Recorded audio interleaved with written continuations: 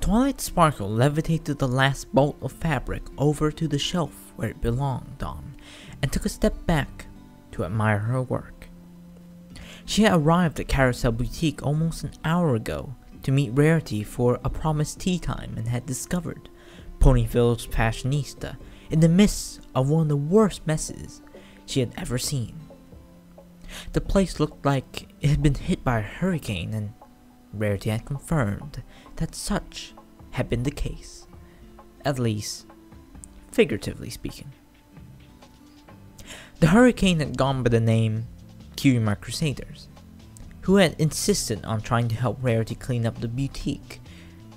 Yesterday had been the annual Nightmare Night Festival, and Rarity hadn't participated in it due to fussing about too much over her costume. As a result, her work area had looked more like a disaster area even before the Crusader set to their work.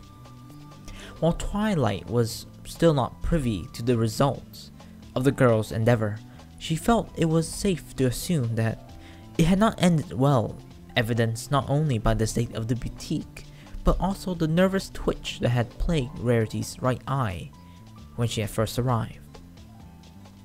I can't thank you enough for your help, Twilight, Rarity said, sighing exhaustedly as she looked around the tidied workroom.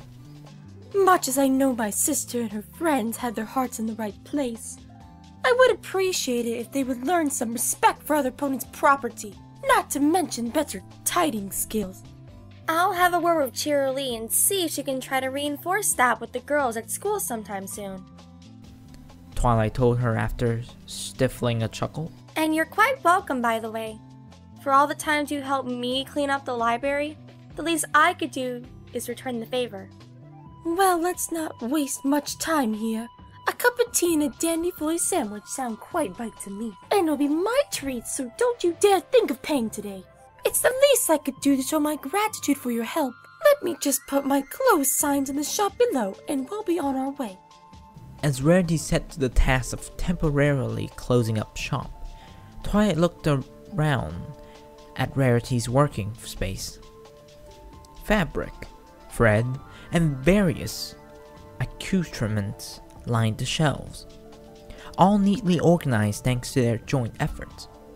One thing, however, caught her eye on a high shelf in the back of the room. It was a small, red pile of cloth that looked rather old. With Rarity still downstairs closing up shop, Twilight levitated the cloth down to her and looked it over. It was a Philly-sized costume in the shape of a lobster. Something about it seemed oddly familiar to Twilight, and she found herself searching her memories for what it could be. It came to her in an instant. A day almost lost to her memory because it had happened so very long ago. She looked back at the costume and again felt a mixture of feelings. Surprise and bewilderment, to name two. But more than anything, she felt rather amused at the discovery. Twilight remained in stunned silence at her discovery, before realizing that Rarity was standing right behind her, having finished closing the shop. Something wrong, Twilight dear?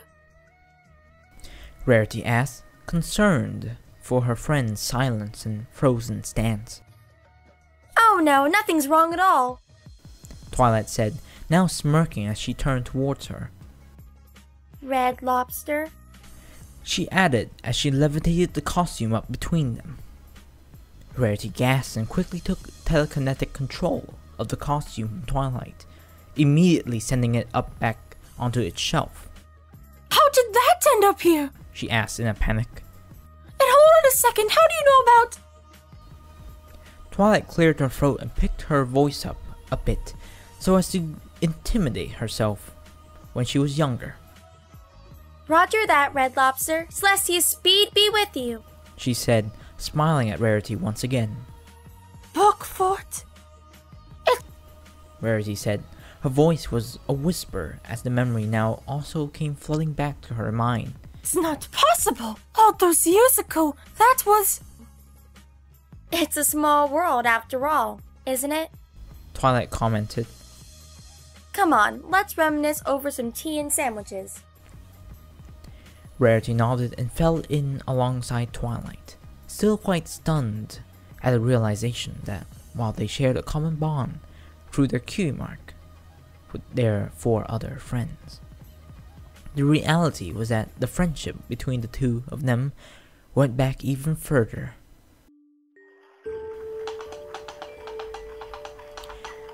Many years earlier, Mother, please! I want to go shopping with you! a little filly Rarity pleaded as she tried to keep pace with her mother.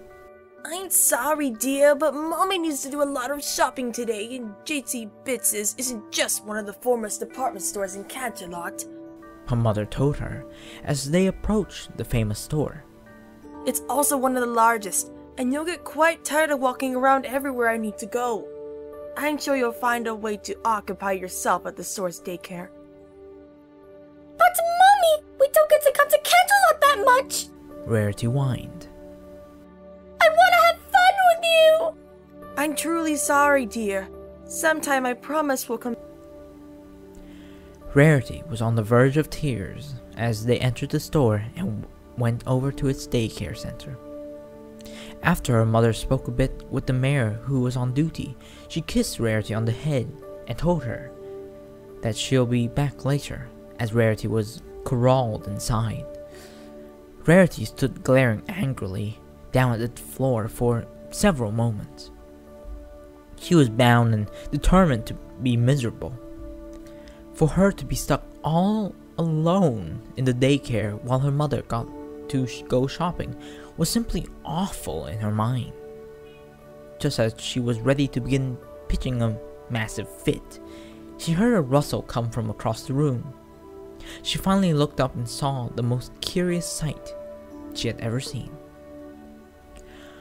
On the other side of the room stood 2 large stacks of books, and between them sat another young unicorn filly that looked roughly her own age. She had a purple coat and mane and tail that were primarily indigo, but with 2 streaks that were pink and lavender in color. She sat on the floor with her face buried in her book in front of her. Rarity didn't know what to make of her, especially considering she sat in the middle of what looked to be a fortress made of books. But company was company, and she would rather at least have some pony to talk to than spend the next few hours in silence. She took a deep breath and approached the other filly cautiously as she thought about what to say.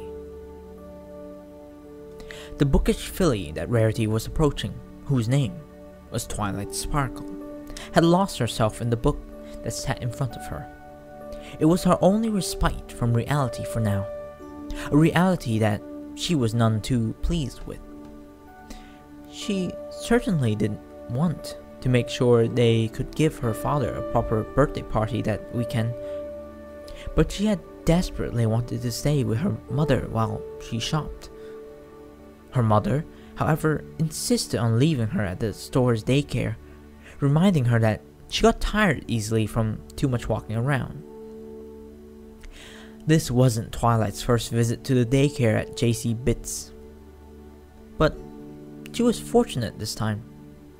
Not only had she been the only child there at the time, but there was a whole new set of bookshelves filled with books to read. She had quickly pulled down all the books that had looked interesting to her, and after stacking them up neatly on either side of her, had set to the task of reading as many of them as she could until her mother came back to pick her up. She was mostly through her 3rd book when a white unicorn filly, with an impeccably groomed violet mane and tail, walked over and stood near where she sat reading. Good day to you. Rarity said after deciding that her best bet was to try and make a good first impression using her well-practiced mannerism. Twilight gave her only the slightest nod to her in response as she seemed to barely register that there was any pony else around her. I guess we're both stuck here until our mothers come back for us, Rarity noted, looking around the otherwise unoccupied daycare area. This time, Rarity's comment apparently didn't warrant a response of any kind. So, what are you reading? Rarity asked, looking curiously down at Twilight. Twilight held her book up while closing it to show the cover to her. Is it interesting? Rarity asked, feeling more and more uneasy with every passing moment. Twilight resumed reading for a moment before finally giving her a vocal response. Unique. Was all she said. Which part? All of it. I guess you really like books then. Relatively. I see. Do you, come here often? I guess. I wish I could, but Camp Twilight is quite far from where I live. Huh? Rarity grumbled a bit as it was now clear the other filly wasn't paying her much mind at all. It's okay. Are you this rude to every pony, or just me? Huh? Twilight said, only now looking up at the white unicorn filly standing in front of her. She immediately shrank back a bit, looking up at Rarity timidly. Rarity immediately felt bad for frightening her. I'm sorry, I didn't mean to scare you. I'm just still a bit upset is all. I wanted to go shopping with my mother, but I guess I'm still too little to keep up with her. She asked, sounding fairly annoyed. Twilight said, feeling a little less nervous after Rarity's apology and explanation. I really don't like it much here either, but when Mommy needs to come shopping, I have to stay here. I get tired pretty easily, so I can't really go out with her yet. At least there are some books to read this time though. You really do seem to like books a lot, don't you? Asked, noting the towers of books that sat on either side of Twilight. Books are fun. Twilight said as she closed her book, set it aside, and pulled another one down off of the tower. They tell stories or teach things, and they don't laugh at me or make fun of me for being different. I didn't mean to seem like I was making fun of you. Rarity told her apologetically. I'm sorry. It's alright. Anyway, I guess I'll find something better to do to pass the time. My mother won't be back for quite a while. You, want to read a book? Twilight asked timidly. I only grabbed so many because I was the only one here before. I'd feel bad if I hogged all the books like this. Reading a book? Rarity said, considering the idea as she looked over the book stacks once again. I suppose there are worse ways to spend time. Which one should I read? Well, I was about to start this one here. Twilight said, pointing down to the book in front of her. You could read it with me if you want. Rarity shrugged, and after they adjusted the piles of books to provide space for the both of them, began to read along with Twilight.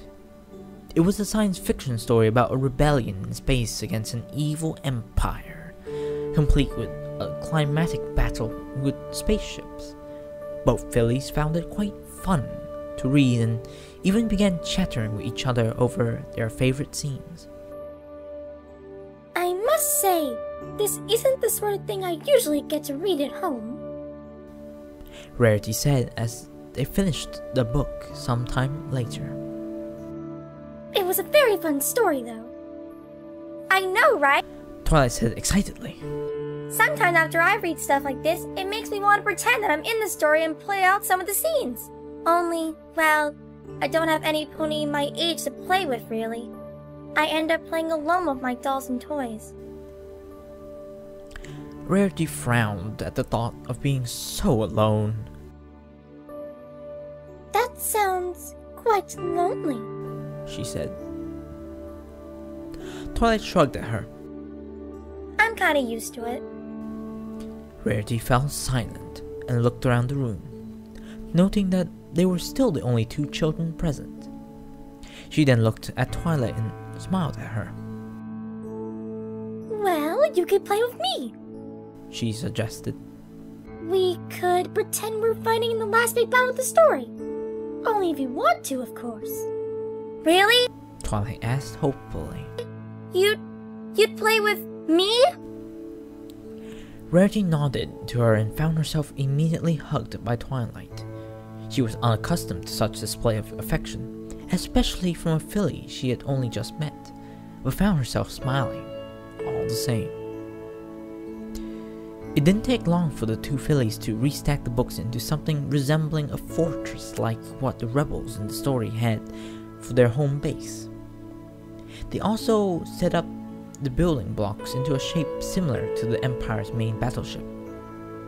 With their stage set, Rarity looked around the room for something that she could add to her appearance since she was going to pretend to be a fighter pilot. She spotted a trunk full of plaid clothes and costumes and quickly went to it. Looking through it, and settling on what turned out to be a lobster costume. In truth, she had only picked it because the character she was pretending to be had been called Red Lobster, and the costume was, of course, red. Red Lobster standing by, Rarity said, taking on a serious expression as the game was now on. Come in, Book Fort, over. This is Book Fort, Twilight said, poking her head out from the fortress of books. I copy you, Red Lobster. Book Fort, I'm beginning my attack run, Rarity said as she trotted around the edge of the room, eyeing the battleship made of blocks warily. Roger that, Red Lobster. Twilight replied. Celestia's speed be with you. Rarity turned sharply and dashed towards the ship, veering off just before reaching it. She came back around and made another pass, this time speeding right in front of it. Book Fort, the Empire's battleship seals are too strong! My lasers aren't doing anything to it! Aim for the control tower, Red Lobster. Twilight replied. If you can knock that out, the battleship's shields will fall and you can take it out once and for all. Copy that, Book Fort. I'm on it. Red Lobster, watch out! Enemy fighters are incoming! I see them, Book Fort! I'm taking evasive maneuvers. Rarity quickly doubled back away from the battleship, pretending she had several enemy fighters pursuing her. I'm under heavy fire, Book Fort! Reinforcements are on the way, Red Lobster. Twilight said as she began crawling out of the fort. In the meantime, do a barrel roll. Rarity quickly dropped onto her stomach and rolled over and over several times before jumping up again and rushing back towards the battleship. She swiped at the very top of it, toppling over a few blocks that scattered to the floor. I've taken out the control tower, but I've still got one enemy fighter on me. I can't shake them. Yeehaw! Twilight cried out as she crossed paths right behind Rarity, pretending to take out the last enemy fighter.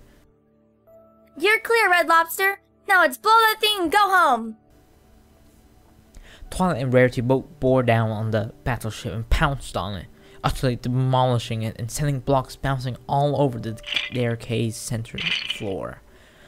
They both laughed and celebrated their victory as they made their way back over to the book fort, both of them a bit winded from the activity.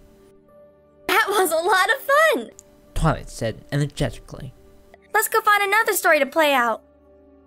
I'm all for that, Rarity said, also feeling a bit of a rush from the game. You're really quite fun to play with. You're really quite fun to play with, You're one of the nicest filly I've ever met. Most of the ponies my age that I meet You're just one of call the me a nicest nerd fillies or a I've ever geek met. or something like that. Most of the ponies my age that I meet just call me a nerd or geek or something like that. Well, I'm not most ponies, Rarity said proudly as she sat down while Twilight picked up another book. Twilight just smiled at her as she set the next book down for them to read. Not too far into the story, however, both fillies found themselves yawning and feeling their eyelids getting heavier and heavier. When Rarity's mother came by the daycare to pick her up, sometime later, she found her daughter still wearing the lobster uniform and sound asleep next to Twilight. Quietly and carefully, she made her way over to the pair of sleeping fillies and hefted Rarity up onto her back. It made for quite the load along with the rather full saddlebags she was carrying, but it was nothing she wasn't used to. Bookfoot? Rarity mumbled in her sleep. Let's play some more. After promising the mare on duty at the daycare that she'll wash and return the lobster costume another time, Rarity's mother made her way out of the store and began the trek to the Pegasus chariot service that would ferry them back to Ponyville. Just as she left the store, Twilight's mother arrived to pick her up as well. She, likewise, got her daughter up onto her back and made her way out of the store after thanking the mare on duty as well. Red Lobster? Twilight murmured as she stirred on her mother's back. Can we be friends? Sounds like you had quite the full day, honey. Her mother told her quietly. Time to get home so I can make you that dinner I promised. Both fillies slept peacefully for the remainder of their respective journeys home. It didn't occur to either of them until much later that day that, for all the playing and reading together they had done, they hadn't once exchanged names. After I realized that I'd never found out your name that day, I was devastated. Rarity said to Twilight, who sat across from her at their table at the cafe. 2 empty teacups and remnants of a pair of daffodil sandwich sat on the table between them. Mother did intend to return the lobster costume, but I begged and pleaded with her not to. I wore it as my Nightmare Night costume for the next 2 years, thinking maybe I'd see the filly I only knew as Bookfoot, and she would recognize me in it. Obviously that didn't happen, but I kept the costume anyway as a reminder that somewhere out there was some pony who had been my friend on the day when I was in dire need of one. I always did enjoy Nightmare Night as a filly, but Canterlot had its own set of celebrations for the festival. Twilight replied. I never got to come to Ponyville's festival until this year. That day at the store stuck in my memory for a long time though, and eventually I even made up an imaginary friend based on the feeling I only knew as Red Lobster. The book we read that day became an all-time favorite of mine, and I've gone back to read it countless times since then. Not because it's a good read, but because it was the story that helped me find my first real friend. I just can't believe I never realized it was you until today, Twilight. I can't help but feel a little foolish. Imagine how I feel. I always remember the filly I played with was a white unicorn with a purple mane and tail. I feel downright stupid for not realizing it was you when I first came to Ponyville. Rarity put one of her forehooves under her chin, thoughtfully. I suppose this just means we've always meant to be friends. It's just a shame it took us so long to get back together. I imagine both our lives might have been pretty different if we'd stayed in touch somehow, Twilight said, with a slightly sardonic laugh. To say the least, darling. I could have made you so much more popular in school with a few choice outfits. And I probably could have helped you get better marks in school with some better studying habits. Both unicorns couldn't help but have a fit of giggles at their own comments. Once they finally calmed down again, Rarity paid the bills for their visit to the cafe, just as she had promised, and the two prepared to leave. Do you think we should tell the girls about our history, Rarity? Twilight asked as they headed away from the cafe. Much as I'm sure they'd be curious to know about our true first meeting, I'd rather just keep this between the two of us. If it's all the same by you, Twilight. Rarity told her. I I have a feeling I'd never hear the end of the whole Red Lobster bit from at least 2 of them, if not more. I guess I can appreciate that. Twilight said, stifling another giggle. Do you mind if I ask you something, Twilight? Rarity asked with clearly something on her mind. Not at all, Rarity. What is it? Do you miss those times when you were younger? You know, when life wasn't quite so complicated. When you felt more certain about what tomorrow would bring. And every day seemed a little brighter? Twilight stopped walking as she gave Rarity's question some thought. As she formed her response in her head, she couldn't help but grin at her friend again. I can't understand your yearning for a bygone time, Rarity, she said. And you'll have to pardon me if I answer your question with another one. But for as blissful and pure as those times may have been back then, would you really trade any of your time now with your friends for one more day as a filly who was all alone and wondering if she'd ever see her best friend again? Twilight's response, despite being a question, was as spot on of an answer as Rarity could have wanted. She smiled in return as they began to walk home. Once again, I wouldn't trade even as much as a heartbeat, she told Twilight.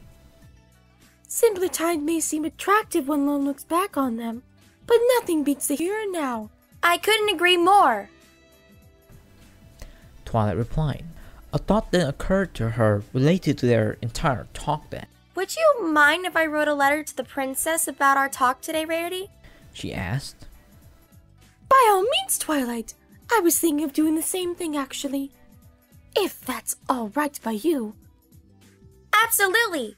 Oh, and don't worry. I'll leave out the part about the costume in my letter. Yes, I would thank you for that, dear. I dare say Princess Celestia knowing about that might be even more mortifying than any of her friends knowing.